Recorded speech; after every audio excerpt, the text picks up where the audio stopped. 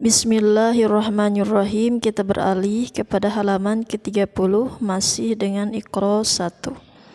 Di sini perhatian, bedakan dengan jelas antara huruf-huruf ini.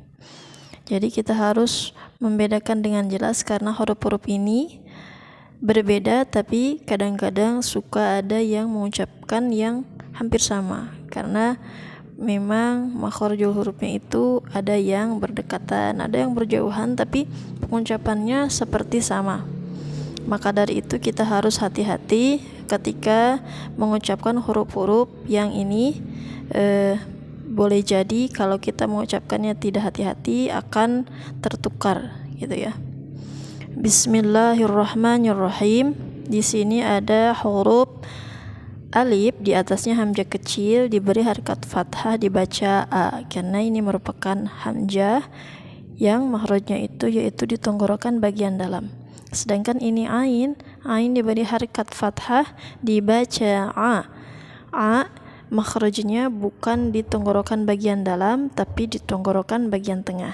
Jadi a dan a itu berdekatan karena a di tenggorokan bagian dalam sedangkan a di tenggorokan bagian tengah. A.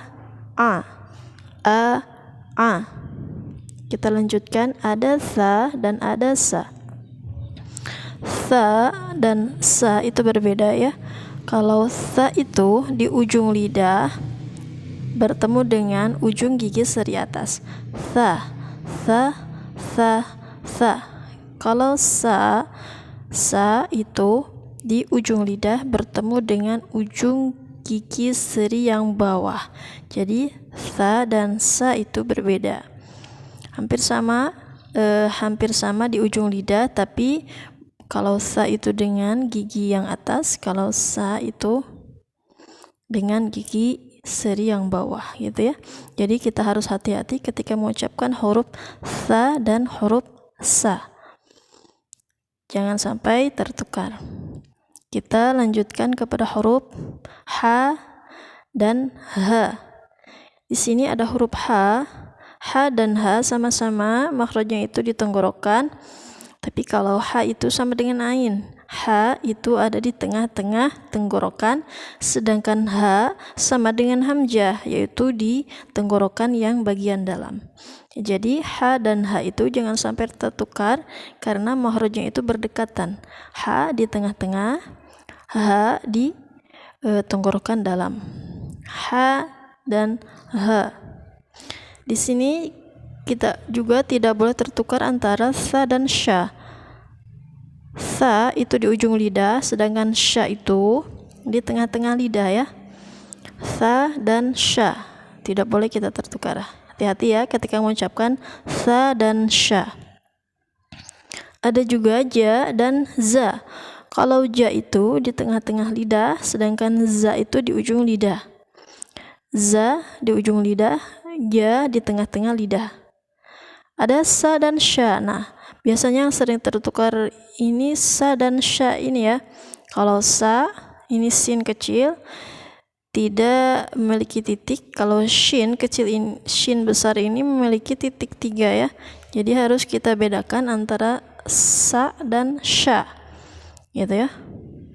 Kalau sya ini di tengah, kalau sa ini di ujung lidah. Nah, kita beralih kepada huruf za dan za. Kadang-kadang suka ada juga yang tertukar nih ketika mengucapkan huruf za dan za. Za itu makhrajnya sama dengan sa. Kalau zai itu makhrajnya sama dengan sa. Gitu ya. Za sama dengan sa. Kalau za sama dengan sa. Jadi kita tidak boleh tertukar. Ada lagi sa dan so. Ya. Sa dan so. Sa dan so itu makhrajnya sama tapi memiliki sifat yang berbeda. Gitu ya. Sa, so dan za itu satu makhraj di ujung lidah bertemu dengan gigi seri yang bawah tapi mempunyai sifat-sifat yang berbeda. Jadi kalau sa dan so, kalau sa itu infitah ya, infitah. Kalau so itu itbaq gitu ya. Jadi dua sifat yang berbeda, yang berlawanan. Ya. Infitah dan itbaq. Sa dan so. Kalau ini kha dan gha.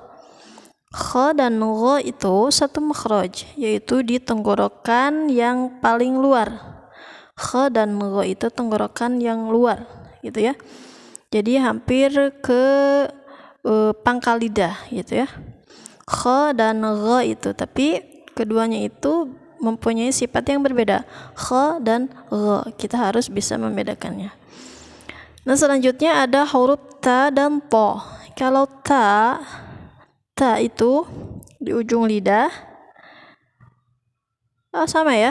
Kalau ta sama to itu sama, da itu sama. Ta, to, dan da, tapi memiliki sifat-sifat yang berbeda satu sama lain.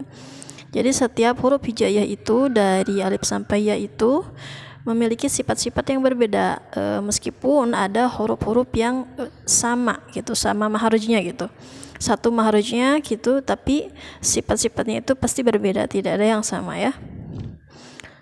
Nah, di sini ada kha dan qa, kita juga harus bisa membedakan kha dan qa. Kalau kha ini di tenggorokan yang bagian luar ya, bukan bagian dalam, bukan bagian tengah, tapi bagian luar. Nah, berdekatan dengan qa karena qa ini di pangkal lidah.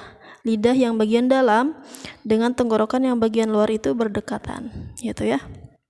Jadi harus hati-hati ketika mengucapkan huruf yang berdekatan makhrajnya. Za dan za juga berbeda. Za dan za itu harus kita bisa membedakannya ya, mengucapkannya. Ka dan qa itu berdekatan, masih dengan ujung masih di pangkal lidah ya, tapi kalau ka itu bergeser sedikit dari huruf qa. Qa dan ka itu berbeda makhraj, berbeda juga sifatnya. Jadi harus kita membedakan kedua huruf ini gitu ya. Kita lanjutkan lagi, ada huruf za dan dha. Kalau za itu sama dengan sa juga dengan za. Jadi za, dan sa itu satu makhraj. Kalau dha itu sendirian. Kalau dha itu di pinggir lidah. Ya, jadi dha tidak mempunyai teman satu makhrajnya. Dha itu sendiri. Maksudnya keluarnya itu dari pinggir lidah, di atas gigi geraham yang kanan atau yang kiri, dha gitu ya. Kalau ini za itu ujung lidah. Nah, sampai di sini dulu penjelasannya, mudah-mudahan bermanfaat. Kita besok lanjutkan lagi kepada halaman ke-31 ya. Assalamualaikum warahmatullahi wabarakatuh.